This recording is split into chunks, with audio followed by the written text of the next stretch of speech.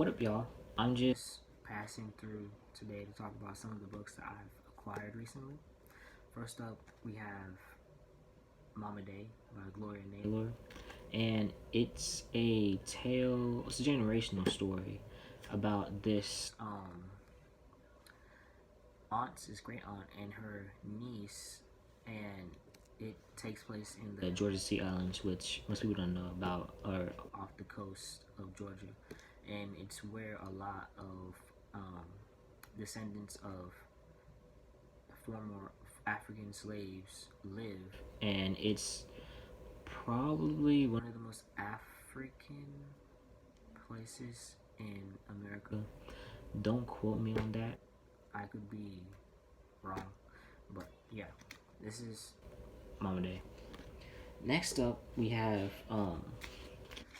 Black Girl Unlimited by Echo Brown, and this is sort of like a memoir, but told in magical realism. And this is the story of Echo Brown's life as she grows from a young girl living in the ghetto into the woman who she is now. She's a very talented speaker, and this book is very amazing. I finished this, made me cry a little bit, but it's a very interesting book, and I love magical realism. So this is Black Girl Unlimited by Echo Brown. Next, we have A Brief History of Seven Killings by Marlon James. Marlon James is, I would say, one of the more popular black writers of our decade, and this is one of his most acclaimed works. His most recent work, I believe, is Black Leopard, Red Wolf, which is like a fantasy retelling of Africa. But this is about it's an imagined story about the 2 days before Bob Marley was murdered, and I heard it follows like 70 characters. I could be wrong.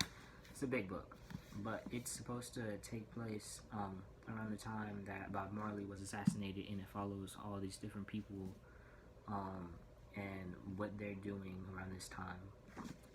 So this is A Brief History of Seven Killings by Marlon James. Next, we have The Cooking Gene by Michael W. Twitty. This is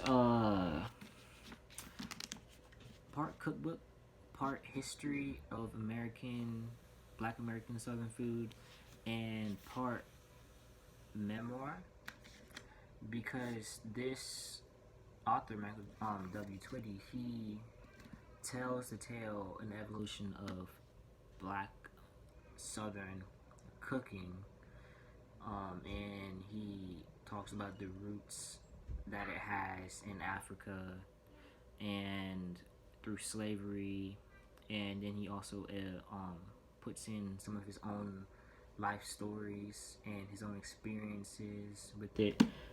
I found this book through a YouTube video. I think it was a Vice YouTube video, and they went to one of the places where he reenacts authentic Black Southern cooking, and I was like intrigued because cooking is a big part of Black American culture that isn't really, it's important, but no one really acknowledges it.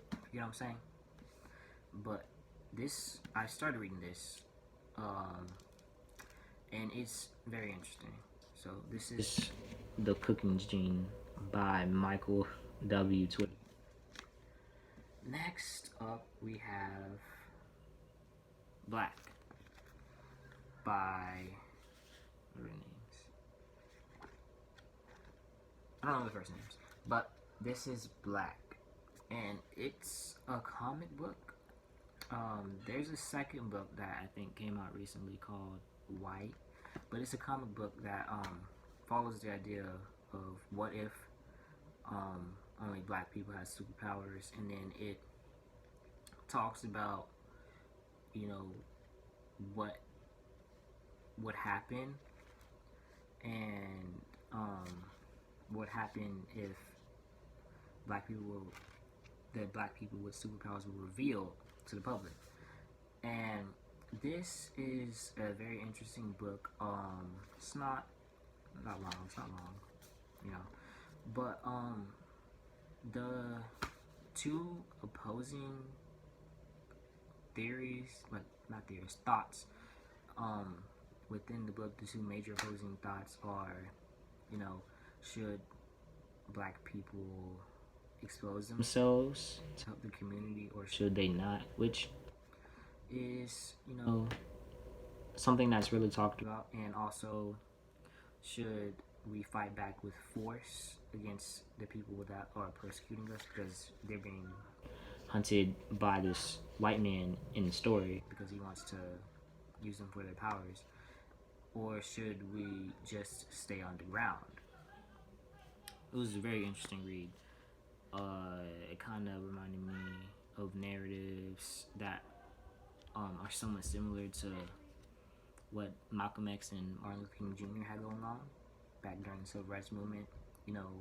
One who was with the more peaceful side of protesting, and another one who was with the more forceful, more like, hey, y'all better recognize us or we're gonna mess y'all up. So this is very interesting. This is Black.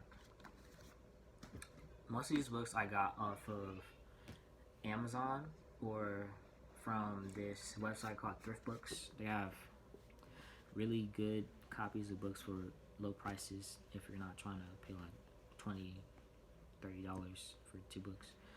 The next book I have is Mules Men by Zora Neale Hurston, and it's an anthology written around the time of the Harlem Renaissance, and it's basically an anthology of black folktales because Zora Neale Hurston, she was a black anthropologist during the Harlem Renaissance, and one of the projects that she did is she went through the South and she collected stories from black Southerners. And this book is divided into 2 parts. One is like folk tales, and the other is voodoo tales and stuff.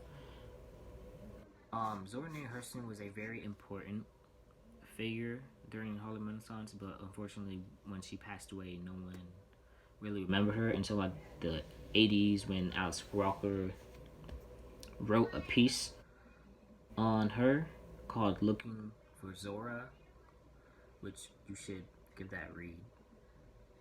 Just saying. But this is Mules Men by Zora Neale Hurston.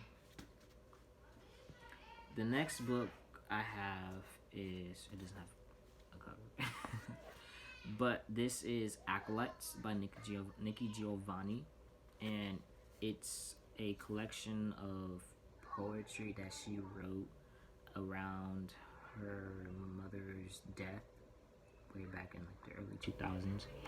And Nikki Giovanni is she's still alive. She is a very important voice that emerged from the Black Arts Movement, along with Audre Lorde and Amiri Baraka and Assata Shakur and the like. And her poetry has won her many awards. Don't ask me the awards. I don't know off the top of my head. But I bought this and I'm excited to read it. It just came today. So this is Acolytes by Nikki Giovanni. The next book I have is another poetry book. It's Selected Poems by Gwendolyn Brooks, and it's just a collection of poetry by Gwendolyn Brooks, and she was another influential writer, but she was from the Harlem Renaissance, so she was writing around the times of Langston Hughes, Lorraine Hansberry, you know, and I started reading this, and the poems are really, really good, in my opinion. But um, she has been like a very big influence on modern black female writers from like the 80s to now, and it's evident in her poems that she was a very gifted individual. So, this is selected. This is selected poems by Gwendolyn Brooks. Last, I have All Out, the no longer secret stories of queer teens throughout the ages. And this is an anthology of short stories about LGBT characters. And I bought this really because, it's Pride Month or whatever. It's Pride Month. But I wanted to look at the construction of a short story so I could really write my own short stories. I've written some before, but not really. So I wanted to read a short story collection, and I figured, since I could relate to this, I could read this and really learn from it. So I'm excited to read it. There's a lot of big name authors currently in YA, like Anne Marie McLemore and Sean David Hutchinson. So, yeah. Those are all the books I've gotten. I would like to, in the future, buy more books by black writers from the black arts movement in the Harlem Renaissance, simply because I consider myself to be a student of their teachings, and I would like to really better acquaint myself with the things that they wrote and the things that they stood for, so I can be more of a historian and more help to those who would like to also educate themselves, not only just about black literature, but also about wider black history, because these writers did not exist in a vacuum, and most of the things they were writing were direct responses to the world around them and how the world treated them at those times, whether it was segregation in the 20s and the 30s, or it was the aftermath of the civil rights movement in the 80s, in the 90s, and yeah. So those are just the books I've acquired recently.